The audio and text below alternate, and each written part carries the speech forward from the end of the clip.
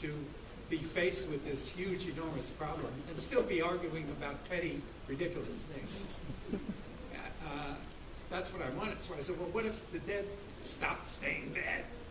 And then I said, well, that's just to make it a little more, a little bloodier, we could have them eat flesh. Sort of as simple as that. Yeah.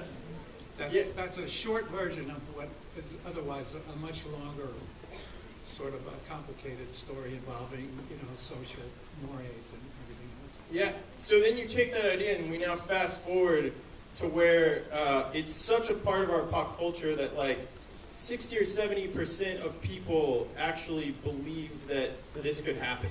That we have people spending millions and millions and millions of dollars building bunkers in their backyard because they're afraid that their uncle and aunt are going to rise from the grave and eat their brains. The CDC... You mean it didn't happen? No, it has not happened yet. It has not happened. Haven't you been to a mall lately? Yeah. The CDC released an official statement on zombieism because so many people believe that it really is going to... What is that like for you to see that? And do you think it's ridiculous? I don't think it's ridiculous. I mean, I think what has happened is that the films particularly have become something else. It's like, I sort of used to be the only guy in the playground. Yeah. And I was happily playing in that playground, and now all of a sudden it's become huge. Yeah. So I'm sort of taking a break right now. I'm writing a comic book right now. So. Yeah. If you haven't checked out Empire of the Dead, check it out. So I'd like to know, what's some of your favorite zombie stuff, like more recent zombie stuff, or just horror in general? What do you think about The Walking Dead? I'd love to know that. I think it's... what did I do? Oh, no.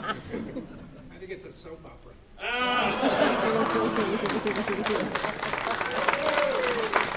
It's the Talking Dead. It's the Talking Dead. Yeah, that's right. Yeah. I've heard you say that you really like, Shaun of the Dead. Shaun of the those Dead. guys did. Yeah. Is there any more stuff you've seen lately that you just really liked a lot, like what they were doing? Not too much. It's not great. I didn't like World War Z when I first saw it, and then I saw Man of Steel, and World War Z suddenly looked great. All right, so World War Z brings, and I'd love to hear all your opinions because you made zombies up and you guys have had to fight them and you create them. Let's solve the age-old debate versus slow zombies versus running zombies right here. Again, you've opened up. He has bumper stickers that say "Fast Zombies Suck," which is true. I'm if you don't mind speaking for you, I've heard him say that they're dead. They don't become superheroes. They will disintegrate and rot. Yeah. They're dead. They should run. Yeah, it's weird to think that I could run faster after being dead than I could ever, because I can't run very fast right now. Yeah. And you mentioned your comic. Yeah, you mentioned your comic. You mentioned your comic book.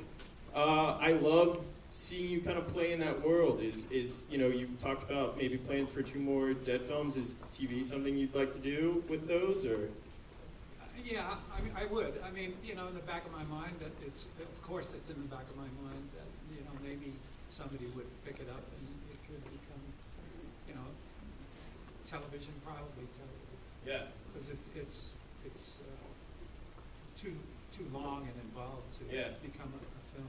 Well, I don't know if you know this now, but the key to getting a TV show made is making a comic book first. So you are on the right track. All right, so Tom, you meet George. I want to know, you spent some time in Vietnam. I really want to know how much that kind of influenced your effects and what you saw over there and how much that influenced what you did. Oh, it had a big effect. It had a huge effect on me because I'm the only makeup artist that has seen the real stuff anatomically. So it made me want to create my stuff anatomically correct. I get letters from kids that have glued a couple of pieces of sponge to their head and they poured blood over them, and they have a letterhead.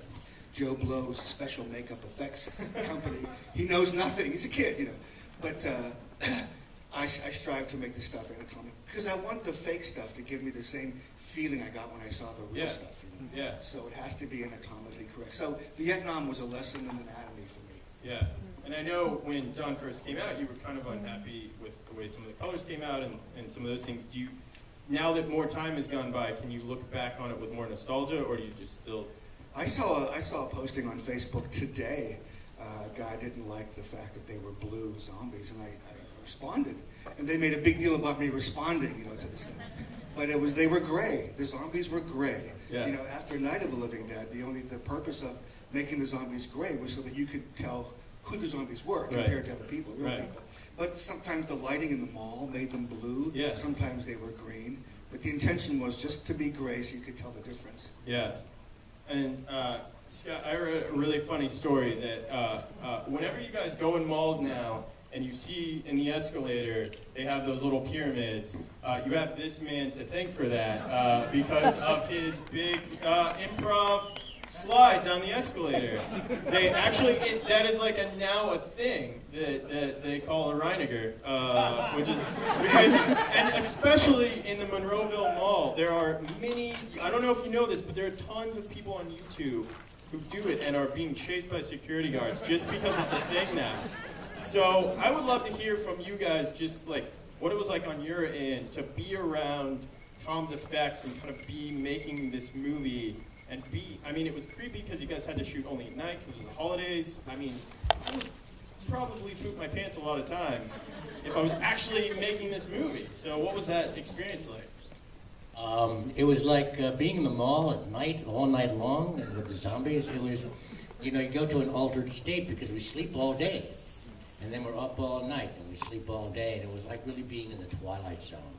We were like in our own little world. And With keys to all the stores. With keys to all the stores. We didn't steal anything, did we? No. Not even the money. Not even the money, yeah. They actually, the bank actually gave us real money to use. One funny thing about working overnight in the mall was that after we wrapped every night, we'd go back to our area where we had our craft service and where everybody assembled.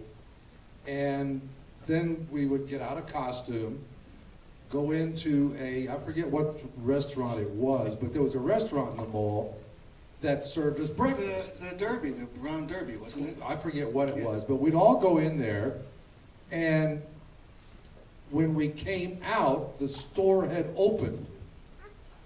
And the people walking around in the mall looked pretty much the same as the zombies we've been looking at all night long.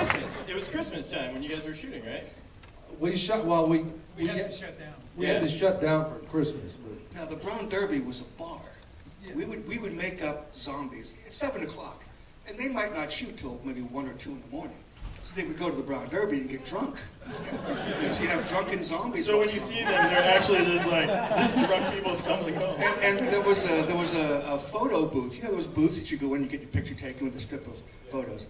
Outside of the booth, they had samples of the photos. Well, these zombies were going to take pictures of themselves and take out the samples and put themselves in. So customers come into the mall the next day would see these hideous photos on the photo booth the night before. All right, so I have two more questions, and it's kind of a two-part, and then we'll ask a couple out here. So, number one, what do you think you would do just if there was a zombie apocalypse? Because apparently it's going to happen. And then number two, if you became a zombie, what would be your Monroeville Mall? Like, where do you think you would instinctually go? I'd go to Disney World. Just a zombie going to Disney World. Yeah. Just because I want my ashes spread over Epcot.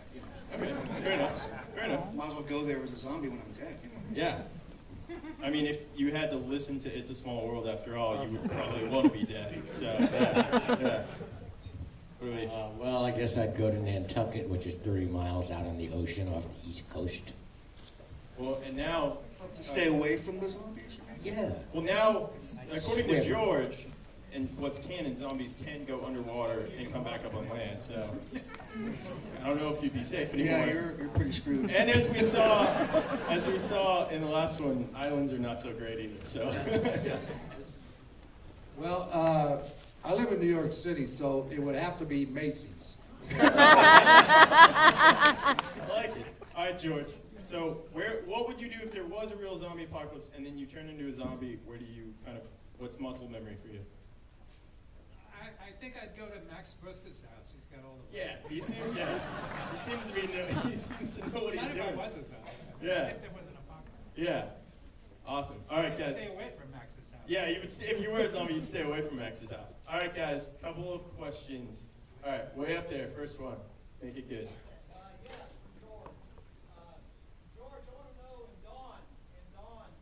Where are you?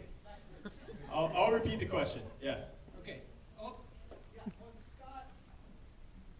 When he was coming back from the dead after he died, Scott, and did you shoot a shot 1040 shooting him? Because you see it on hear it on camera when he gets shot. So was it actual? Was that shot on camera? no. All right, next one. Thank God. Yes, ma'am. In the awesome WGON shirt. Yes. Gentlemen, you have your choice, but you cannot pick zombie. What is your boogeyman? Oh, that's a really good question. I'm gonna steal that for the next Q&A. What is your boogeyman? At the airport, people next to me on the cell phone. Cockroaches. Oh. I'm with him. I'm sorry. I changed my mind. I'm with him. Wait, hold on. Yours is now a giant cockroach on a cell phone at the airport. Can't stand them. My second ex-wife. Well, I've got a surprise for you. We have a She's here right now. There she is, right there. Oh boy, I don't know. Ted Cruz, I think. Oh, yeah.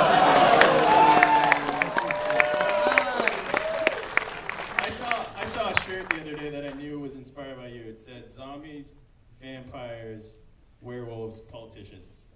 I was like, that person was singing George Romero when I made that shirt. Yes, sir, right here. Oh, stand up, sir. Stand up. Oh, yes. I think you may have gone to the Seguini School of Effects there. Yes, sir. What is your question? Well, now I feel a little embarrassed because it's toilet paper. I've used toilet paper. I've created monsters with toilet paper. Yeah. That's fantastic. I just had a question for you, George. It's just, I've always kind of heard one version of the story and another version of the story, and I just really wanted to hear it straight from the auteur's mouth. The ending of Night of the Living Dead, when Ben, spoiler alert, sorry. Wait, hold on. Nobody has seen it, right? Time Nobody out, has ever seen that movie. Time out. Has anyone here not seen Dawn of the Dead? Night of the Living Dead. Either. Okay, either Night of the Living Dead or Dawn of the Dead. No? Okay, all right. Get out. All right, there we go. All right. Hey, don't. This is the best first time to see it. I can't imagine a better place. So, all right, go ahead. Cover your ears for 40 seconds. No, at the end of the movie, when Ben is shot and everything, and dies, and the movie takes on this real kind of civil rights sort of metaphor to it. I've always heard one way or the other that it was that civil rights metaphor was intended, that it was not intended. He was just hired because he was the best actor. I just really would love to hear it straight from you. No, we used Dwayne. Dwayne agreed to do the film, and we were delighted to have him because he was the best actor from among our friends. That was it. It wasn't meant to be a racial statement. It was just when people started to write about it, particularly when it was sort of discovered by the French. And there was a big magazine, big French cinema magazine called Cahiers du Cinéma that was the first publication to analyze the film as a racial statement. And that's really not what we intended. I mean, we were thinking that we're past all that. You know, we didn't think that should be that kind of a film. We were just more concerned about the arguing, and you know, it's going to be interpreted, I think, because of the Harry Cooper character, that he's going to be interpreted as a racist just because Dwayne is black. But that's really not what we were trying to talk about. It's a really good question. You made Dawn at a time where social commentary was kind of rising to the surface. It was less kind of buried. And I remember watching an interview with you where you said the entire series for you was about kind of the lack of communication, the lack of people just talking about things. Now where we're at with social media, where we're communicating all the time, but we're really not. We're not actually talking to each other. We're talking to other people. How do you feel like the commentary has stayed the same, or do you feel like the movie has evolved, and where do you see that going in your future I series? think to some extent it's remained the same. Yeah. I mean, Diary of the Dead, if anybody knows that, that's explicitly Right, yeah. you know, and that's really, you know, that was the one character interpreting the situation his way. Yeah. And, you know, he's misguided, a bit Yeah. misguided. So the next one's just going to be tweeted the dead, like everybody's just going to be in the mall. Hold on. Twitter of the dead. Twitter of the dead. Hold on. Tweets of the dead. Totally just got bit by a Tweet- zombie. tweeting. Yeah. Hashtag blessed. All right, next question. All right, we have time for... That guy over there. Wait, she's like, you have your hand up, and then you have someone pointing their hand at you. So that must be, you don't even know her, apparently. All right, sir, you ask your question, because somebody believes in you, so go ahead. That was about building. I heard that you guys didn't have control over the VLAC system, and that's why you first go out before you jump Right, it would come like 7 in the morning, and that was the end of sound takes. And nobody knew how to turn it off. Controlled by a central brain in Alaska. That's awful. But you had all those keys. Yeah. Yes, sir. Yes. John Carpenter's The Thing did a fairly successful prequel. Have you guys considered doing a prequel or a sequel to this version of Dawn of the Dead, perhaps revolving around Tom Savini's character of the Marauders? The bike gang. Yeah, they could easily do a prequel of that up to them all, or even a sequel of that. What happens to them after them all? I think Sounds like you've written this. You should make it. That's awesome. You just happen to have a script, right? Of the, No, I don't. I just think it'd be a good idea. So, Playoffs, did you kind of come up with a backstory for those guys, where they were coming from, or? Well, wait a minute. To tie this in with something else, Yeah. Knight Rider. Yeah. I mean, Marauders, Knight Rider. I mean, I don't know if there was any progression or evolution or what sequence. I never connected the two, but except that, you know, except Tom was in it. well, we could be going to the Ken was mall. in it. We could be going to the mall and don't happen to know that there's a zombie uprising. Yeah. There's no Right. kind of There Tarantino was a curse sequel here. to Night Yeah. Riders where a bridge, right? They Yeah, go some- from. yeah. Yeah. Awesome. Nobody's got any creep show questions, apparently, huh? Does anyone have any creep show question? I will call on you right now. No. Okay. All right. Creep show was awesome. Just saying that. Yes, sir. All the way in the back. All the way in the back. Oh, awesome. Stand up and ask your awesome creep show What a question. coincidence.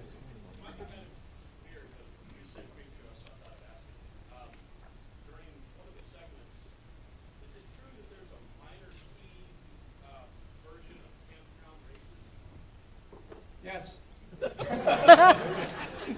I'm sorry, one-word answers for you. No, what I did was I cut a sequence. I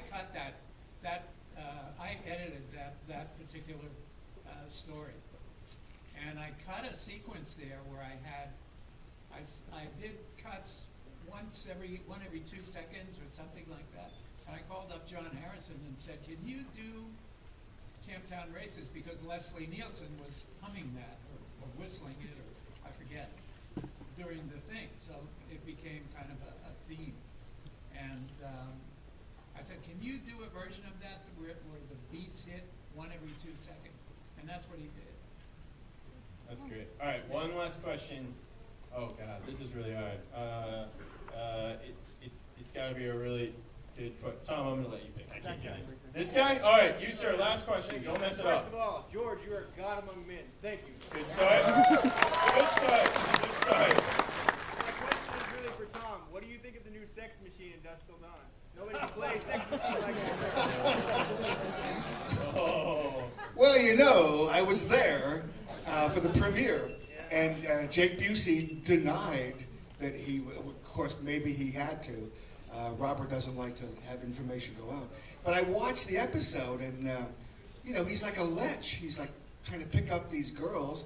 He said, well, if anybody bothers you, just come see a sex machine. And he ripped off his codpiece, and there's the gun. And she says, I bet it fires blanks. So they made fun of it. They ridiculed the guy, you know. So I'm happy about that, because I played the macho guy, and Jake is playing this lecherous, you know what I'm saying. Yeah. All right. We have to end on a Dawn of the Dead note. Like, we have to. You feel pretty good about this. All right. Go ahead. For David, the Dad's been talking last night. And I've been spoiler alert for anybody who hasn't seen Dawn of the Dead. When you come out of the elevator, it's an amazing walk that you come out with. And the creepiest thing of the film is what you do with one of your ankles. It's like, wow, that looks like it's broken. How did you create that walk with the zombie film? It's a great question. Well, George basically said, don't look at me, Jack, you're zombie. So I thought, well, I mean, you know, and I'd been an actor for some few years prior. I thought, David, what the hell am I going to do? I've been sitting around hundreds of zombies for weeks and weeks, and I thought, what can I do that sets this guy off? And I said, David, do your acting exercises. There's a reason for everything that stance exhibits. The neck, the ankle was, the ankle got snapped when I fell through the top of the elevator. And I thought, well, use it. So I said, if you're going to use it, go for it, you know? And that's all you could do, was try to push these little tiny elements as far as you could, and not necessarily make them believable, but make them something you would remember. And so these are all little bitty elements stretched as far as I felt I could get away with. And that's what the image is. May I say something? That Yeah, right. it's widely been expressed that his is one of the greatest zombie performances that are out there. Absolutely.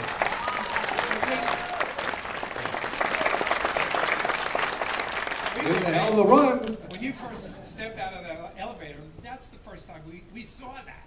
Yeah. And that's because you know, we never rehearsed anything. The doors opened. David came walking out with the gun dangling and the ankle broken, and I mean, we just fell down. It was like, Wow! You know, wow! No, I remember after we did the first shot, when the doors opened and I came out, after we stopped that take, George was like, Wow. unbelievable. What a great story. All right. I can't really imagine any better way to go into a showing of Dawn of the Dead. This has been amazing. Give these guys a huge round of applause.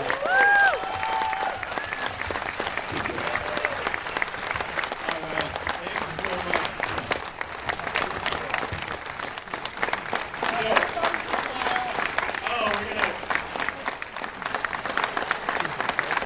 Here. You want me to guys spin there and I'll take it? You just want that. All right. My sister said, take pictures. All right, here's how we're going to make this interesting for his sister. Everybody stand up. Everybody stand up. Everybody up. Do your best zombie. The entire